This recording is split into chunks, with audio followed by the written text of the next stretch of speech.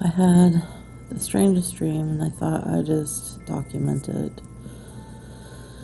We seem really in a really deep place, and a lot of turmoil and a lot of pain.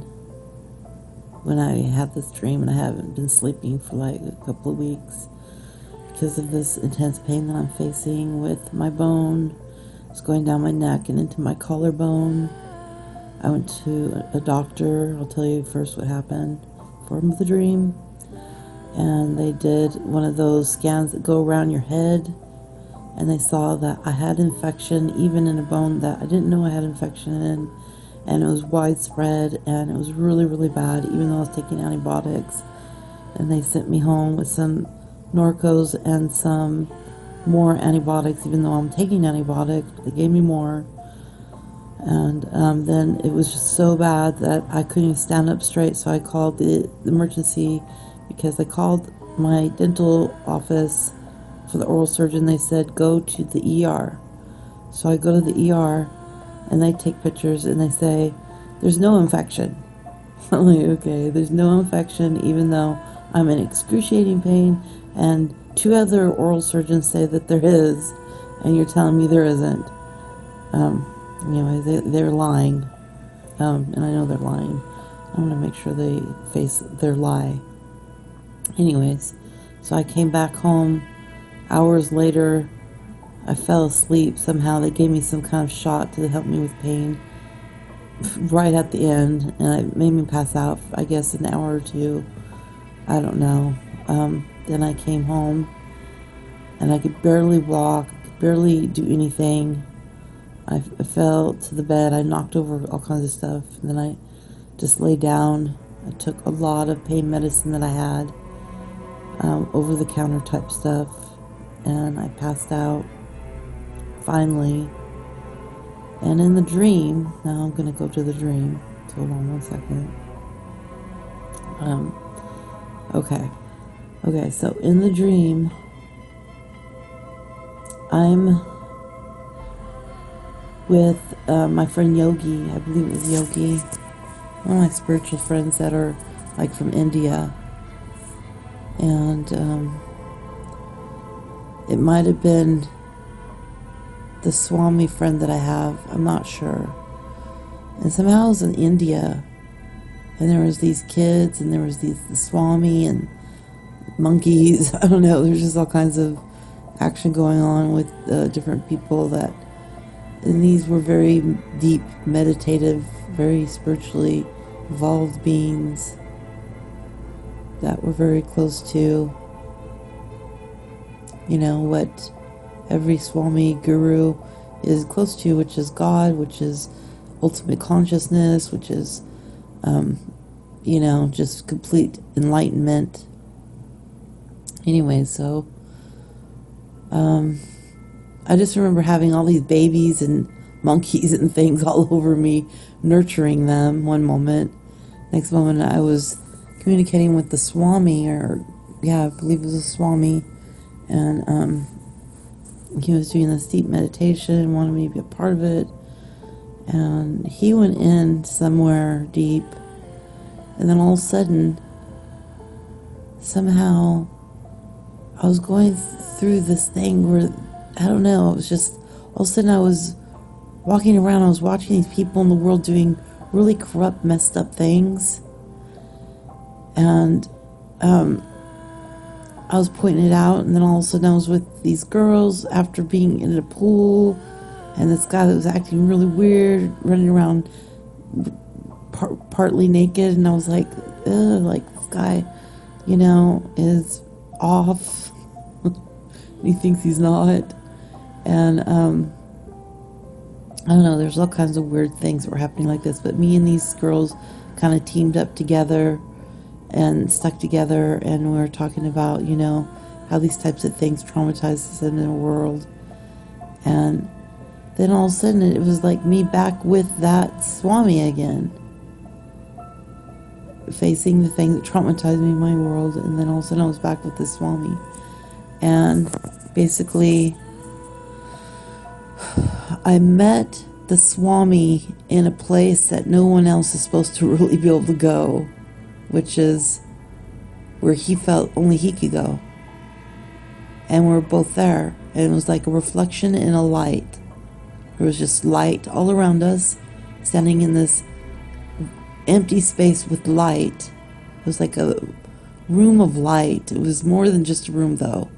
And it had like a mirror in the center. So there's this blaring light, bright white light there.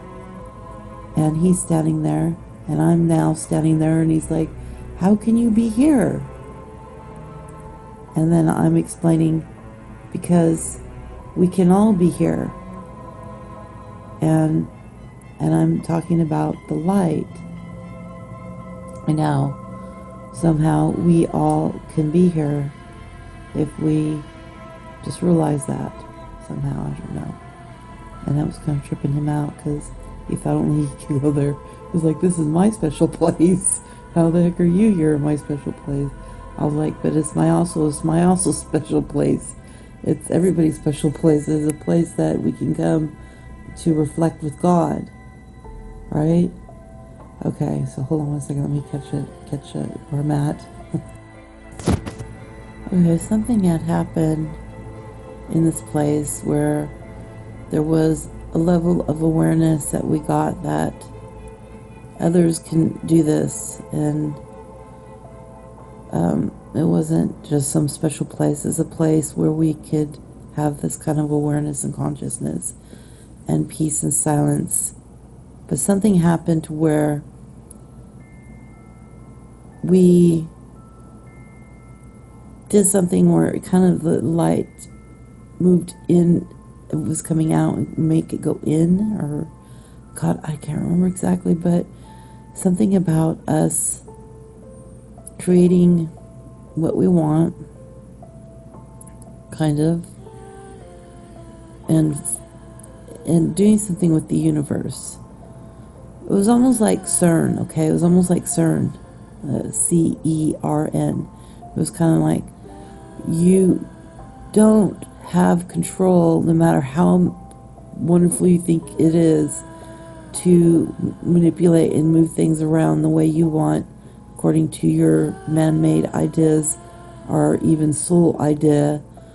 It is really ultimately up to the Godhead and just the Godhead.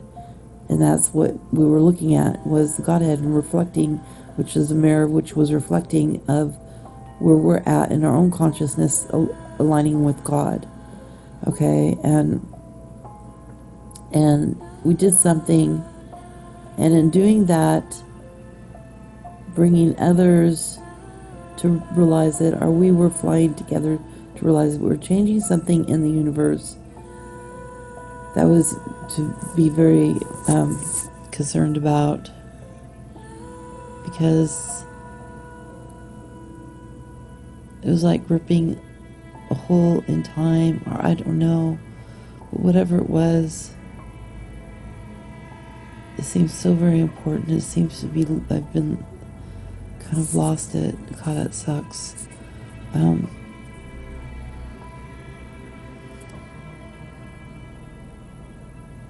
God, what was it?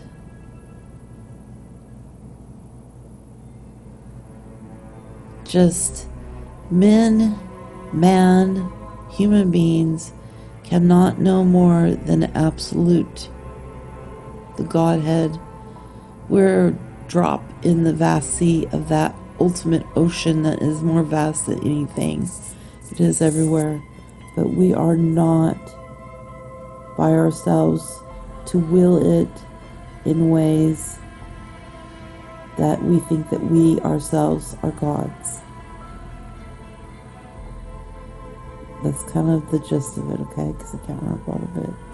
But anyways, I wanted to share that. And I wanted to share that I'm in a lot of pain, but not as much. And I doubled up on my amoxicillin. And I'm going to, when I go down right now to get the rest of my amoxicillin, I'm going to do the same with that. And I'm going to check to find out. It's okay to do that because I'm taking like a lot then, because 500 milligrams of amoxicillin, because nothing else was doing it. And when I did that doubling up, it seemed to impact the infection. So I'm going to do that. But I just wanted to tell that story, that dream, that vision, which was like two perspectives of that light in the mirror, which represented God. There was two different angles of that had altered due to us trying to will it in our way, which is something that we're not supposed to do. Okay. Anyways, all right. I love you guys. Hope you're having a wonderful night and Happy New Year's.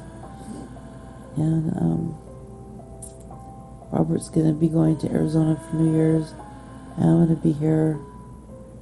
And I feel very isolated and alone, but that's okay. I just probably need it to be isolated and alone for the rest of my life. I don't know. I just stay by myself in my little apartment here. I don't know what I'm doing, but at least I'm not falling and knocking everything in my room over. I broke a whole bunch of things because I was falling down yesterday, so sick. Anyways, if I can remember more of that vision, I'll let you guys know. I'll share it, document it, whatever. Okay, you guys, Happy New Year.